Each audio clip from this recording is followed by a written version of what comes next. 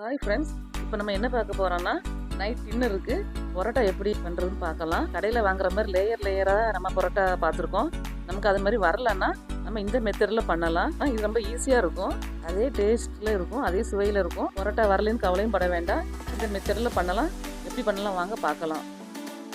150 gram மைதா மாவு எடுத்திருக்கேன். அதுக்கு தேவையான அளவு உப்பு, 1 ஸ்பூன் சீனி, 1/2 ஸ்பூன் பேக்கிங் சோடா, நம்ம ஆப்பத்துக்கெல்லாம் பயன்படுத்தணும் அந்த பேக்கிங் சோடா, ஒரு 4 ஸ்பூன் சமையல் எண்ணெய் சேர்த்துக்கிடலாம்.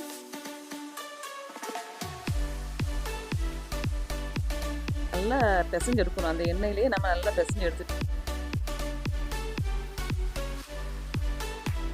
அதுக்கப்புறம் கொஞ்சம் பால் ஊற்றி காய்ச்சி ஆற வச்சின பால் தான் நான் எடுத்திருக்கேன். அதை ஊற்றி நல்லா சப்பாத்தி பதத்துக்கு பிசைஞ்சுக்கிடலாம். கொஞ்சம் கொஞ்சமாக பால் சேர்த்து நல்லா அது பிசையணும். பால் காணலான்னா கொஞ்சமாக தண்ணி சேர்த்து நல்லா பிசைஞ்சு நல்லா சப்பாத்தி பதத்துக்கு வச்சுக்கோங்க. ஒரு 1 மணி நேரம் அல்லது 1.5 மணி நேரம் நல்லா ஊற வச்சிடலாம். மேலே கொஞ்சம் எண்ணெய் தடவி மூடி போட்டு மூடி வச்சிடலாம். குறைஞ்சிட்டு 1.5 மணி நேரமாக தான் நம்ம ஊற வச்சாதான் அதுக்கு இந்த மாவு வந்து நல்லா நைஸாக ஆகும். 1.5 மணி நேரம் ஆயிடுச்சு. இந்த மாவு பாருங்கள் எட்டமாக இருக்குது. இந்த மாதிரி வந்துடணும். வந்ததுக்கப்புறம் நல்லா பிசைஞ்சு விட்டுட்டு அதுக்கப்புறம் இந்த மாதிரி நான் செய்கிறேன் பாருங்கள். இந்த மாதிரி நீங்கள் ஒவ்வொரு உருண்டையாக பிடிக்கணும். அந்த தான் அந்த மாவு வந்து நல்லா அந்த பரோட்டாவுக்கு கரெக்டாக ஒரே அளவோடு வரும். நான் செய்கிறேன் பாருங்கள். இதே மாதிரி நீங்கள் பண்ணி மாவையும் உருண்டை போட்டு வச்சுக்கோங்க.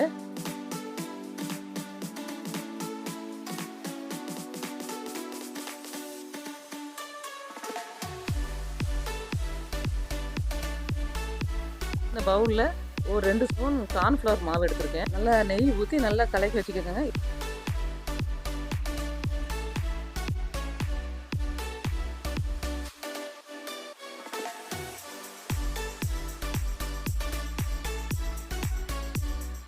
உருண்டை எடுத்து வச்சு உருட்டிக்கங்க. நைஸாக உருட்டணும். நல்லா நம்ம சப்பாத்தி மாதிரி உருட்ட வேண்டாம், நல்லா நைஸாக எந்த பக்கமே திக்காகவே இருக்கக்கூடாது மாவு. அந்த அளவுக்கு நம்ம நல்லா உருட்டி வச்சுக்கலாம். நம்ம செய்கிற பாருங்க. இந்த மாதிரி நல்லா உருட்டிக்கங்க.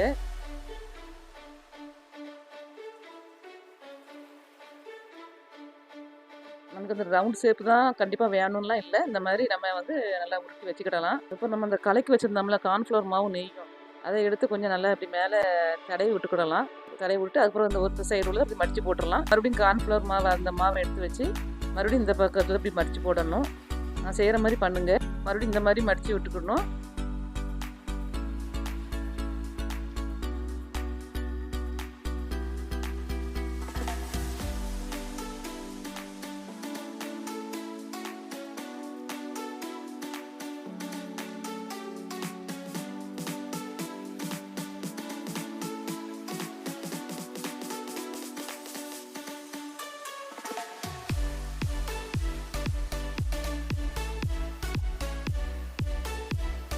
இந்த மாதிரி மடித்து வச்சுக்கோங்க.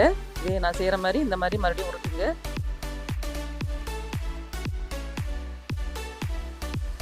கொஞ்சம் அகலப்படுத்திட்டோம்னா நல்லாயிருக்கும். இது ரொம்ப நைஸாக இருக்கும். இரும்பு கடாயில் போட்டால் அந்த சூப்பராக நல்லா வெந்து வரும். இரும்பு கடாய் இருந்தால் அதில் பண்ணுங்கள். இல்லைனா நீங்கள் உங்கள்கிட்ட என்ன இருக்கோ அதிலே நீங்கள் போடுங்க. போட்டுட்டு உடனே நீங்கள் ஆயில் ஊற்ற வேண்டாம். ஒரு 2 நேரம் பரட்டி போட்டுட்டு அதுக்கப்புறம் எண்ணெய் ஊற்றினோம்னா நமக்கு நல்லா புஷ்ஷுன்னு வரும். ஆனால் ஸ்டவ்வை நல்லா சிம்மில் வச்சுக்கோங்க. ஃபுல்லாக வைக்க வேண்டாம், நல்லா சிம்மில் குறைச்சி வச்சுக்கோங்க.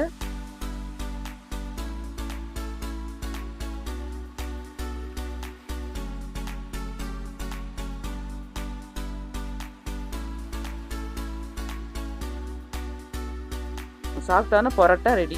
பாருங்க, பார்க்குறதுக்கு எவ்வளோ அழகாக இருக்குது.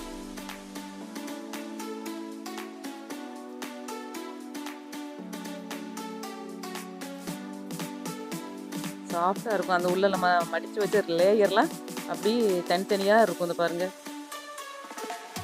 இந்த மாதிரி வந்துடும். இதே மாதிரி செய்யுங்க. நம்ம பரோட்டா நமக்கு லேயர்லாம் வரலையே அப்படின்னு நம்ம கவலைப்பட வேண்டாம். இந்த மாதிரி நீங்கள் செய்யலாம்.